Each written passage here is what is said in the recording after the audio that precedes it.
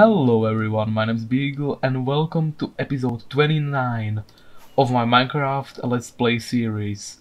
How's everyone doing? I myself am doing pretty well. As I promised in the last episode, I'll be mapping out another map here. And this is the village that we missed in the last episode, so this is where we got most of our villagers. And this is also the village where we got our first mending bug. But yeah, I did a lot of stuff in between episodes, and that's what I want to show you right now. So we're gonna start with a quick time-lapse session, I guess, or a time-lapse montage of all the things I did. I just decided to tie up a good few old projects because yeah, it was getting out of hand. We just needed to finish those.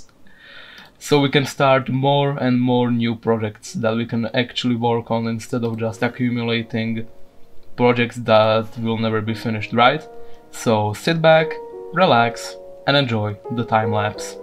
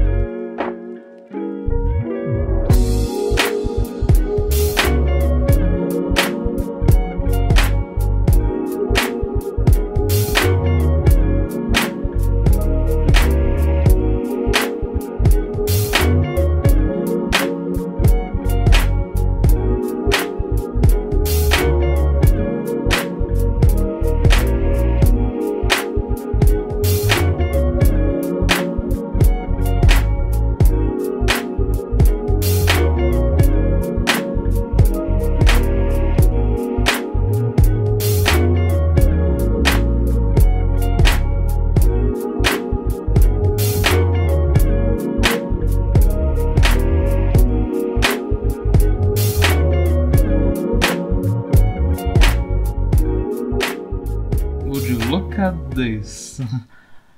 Cut the time-lapse mode. Let's explore this thing. Hopefully there are some... Oh!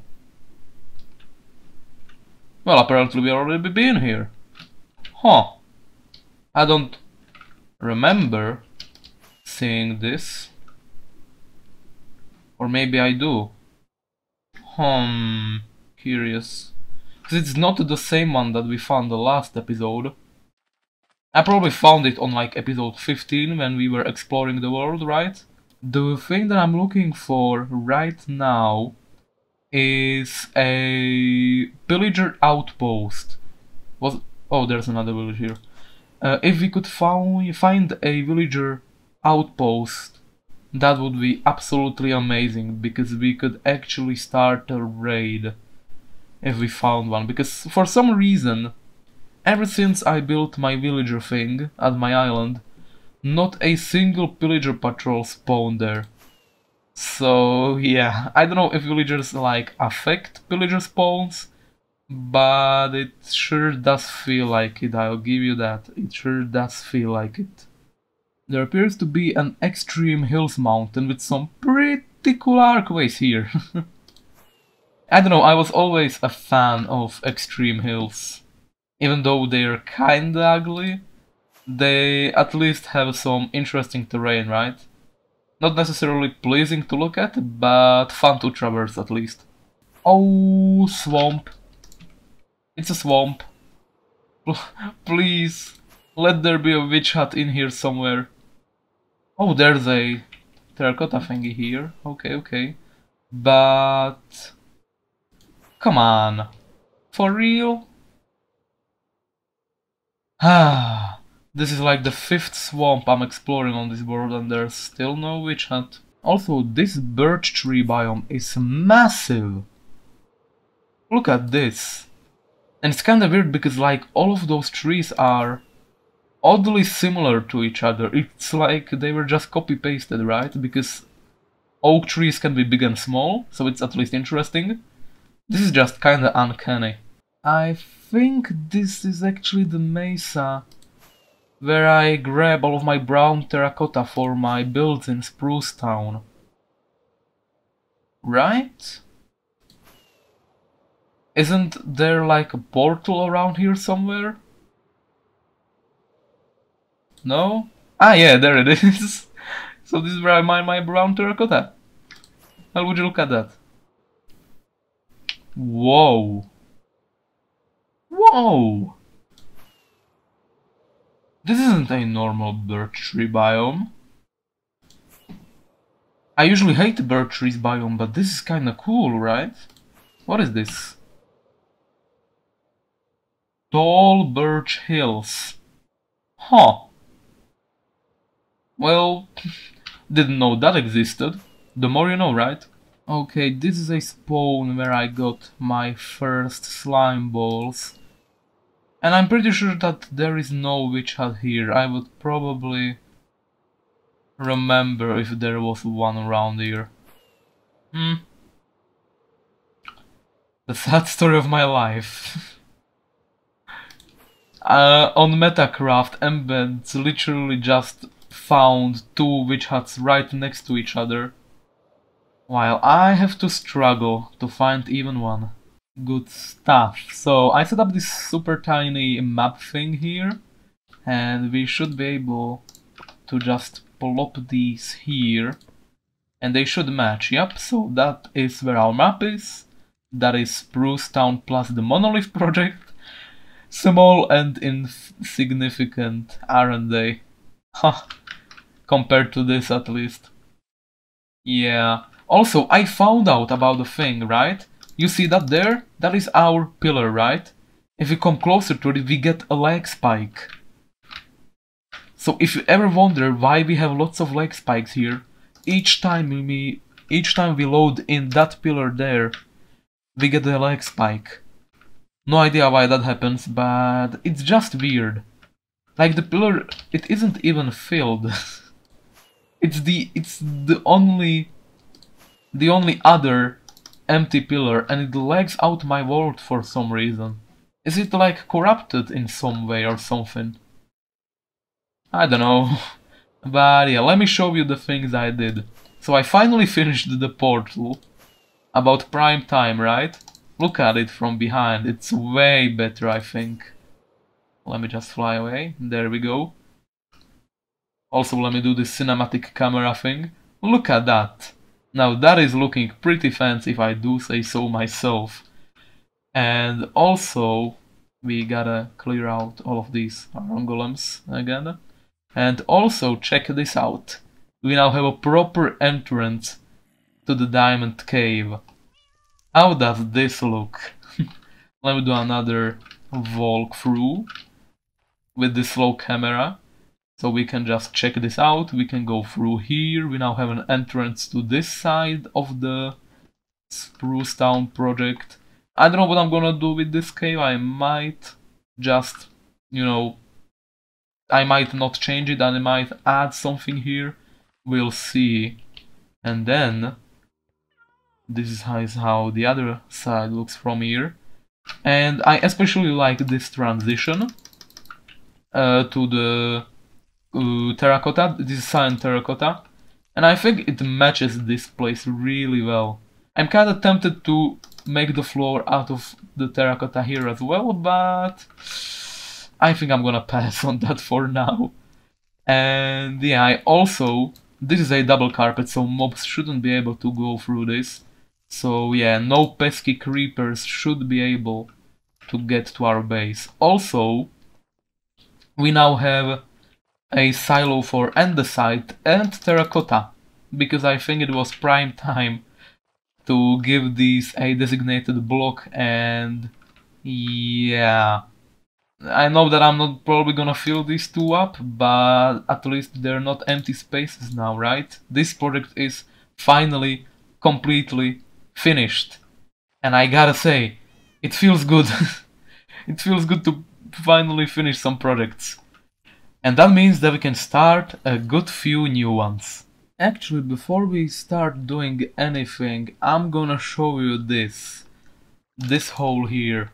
This hole is where our iron farm will be located. And as you can see, I've been busy.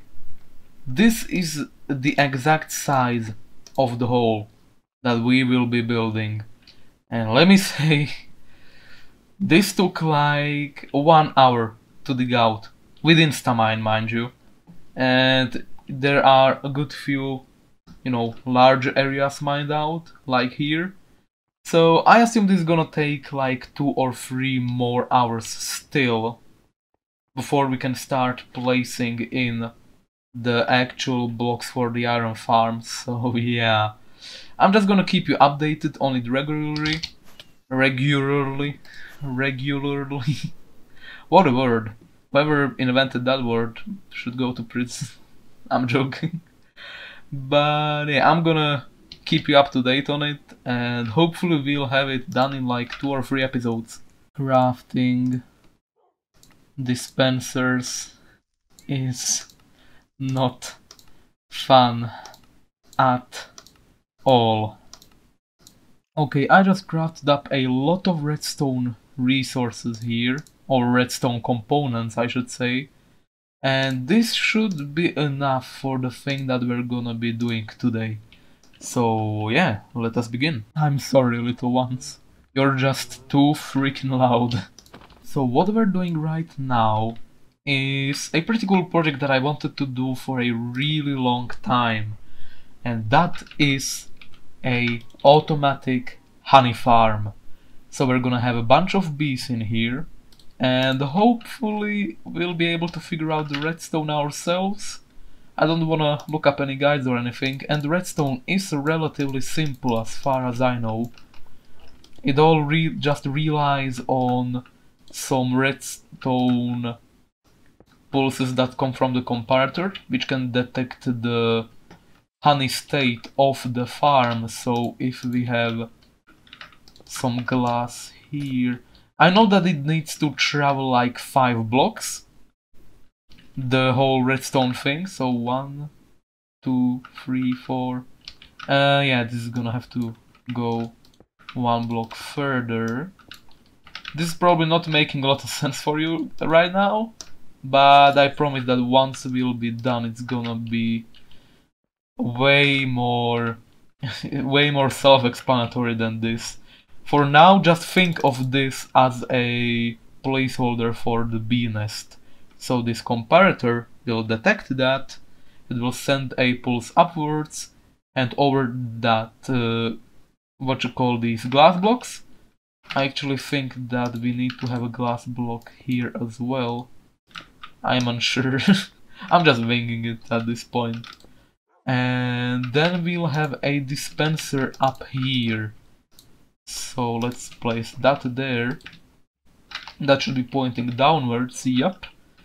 And then we just need to have a block above that. And some redstone lines. And a repeater, and that should be all good to go. We obviously don't want our bees to escape, so we'll just test this with a normal chest right now, which we can't open.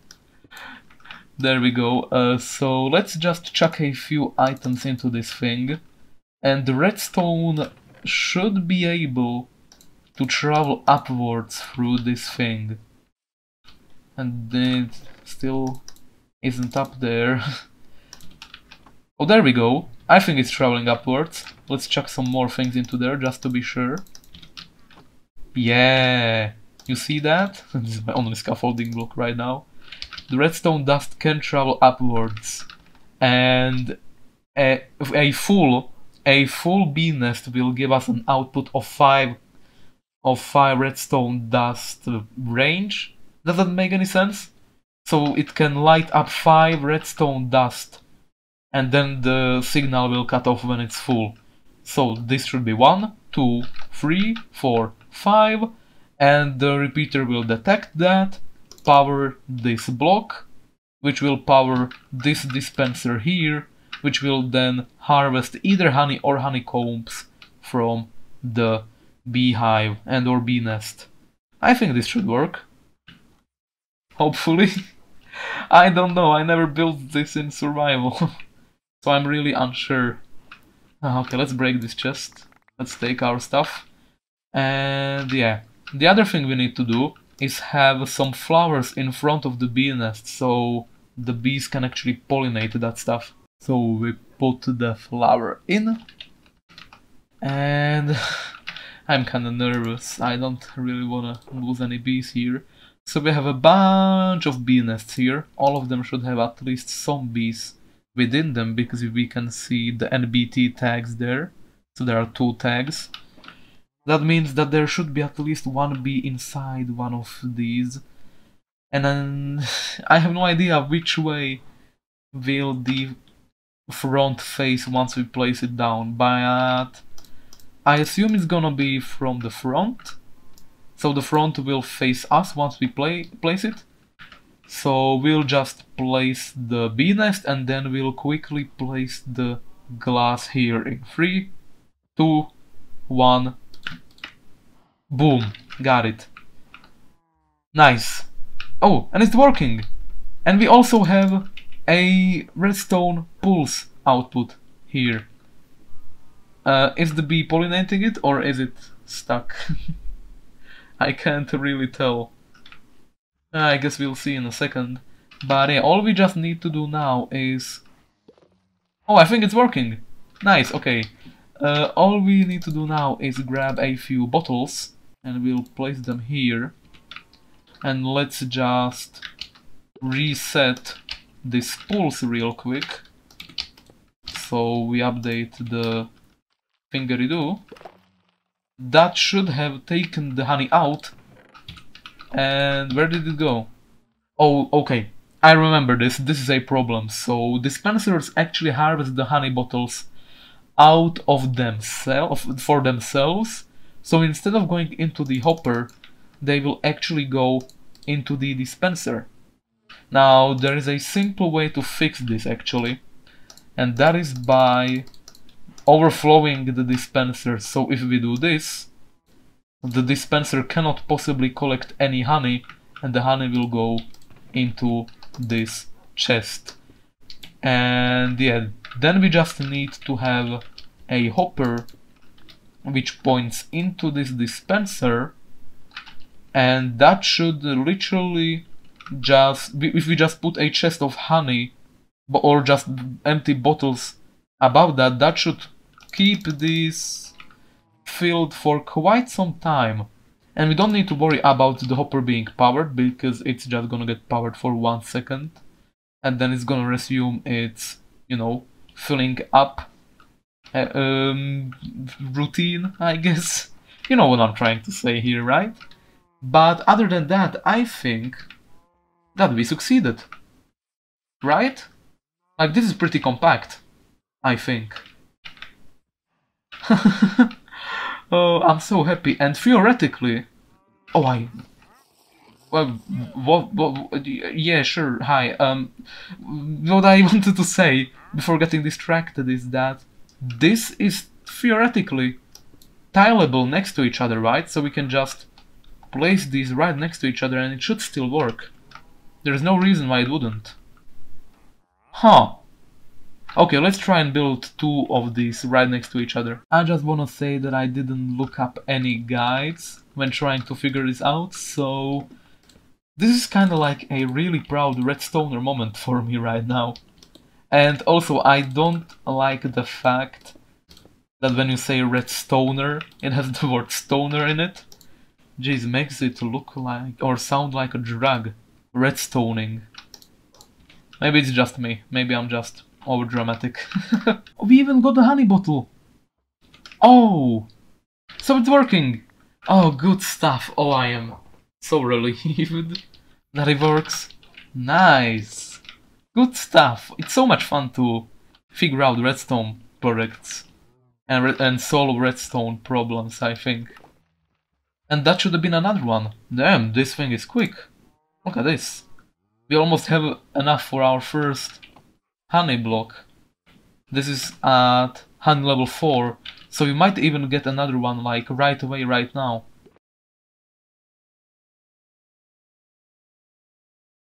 Oh, that is right! They make honey when they leave, not when they enter. Also, this is obsolete. They don't even want to go there. They always use the first ones. So I can compact it back down, but we just got enough honey for our first honey block. Yeah, check this out. Don't you like get an achievement if you fall onto it? Let me check. Hiya. No? I'm sure there is an advancement for that. Use a campfire to collect honey from a beehive using a bottle without aggravating the bees. Right. That is a thing that I haven't done yet on this world. I have done it in the past, but not on this world. So I guess we need to unlock this and then we get the achievement for falling onto the honey block. Well, what can you do? And done. Nice. We now have a second module over here. Module? I think it's more of a array, right? And this one is of course for collecting honeycombs.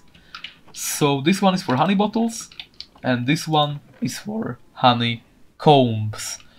And the good thing about this one, even though honeycombs are way less useful than honey blocks, it's way easier to do as well. We don't really need the hopper chain at the top because these shears, they are gonna last us for like, what is this?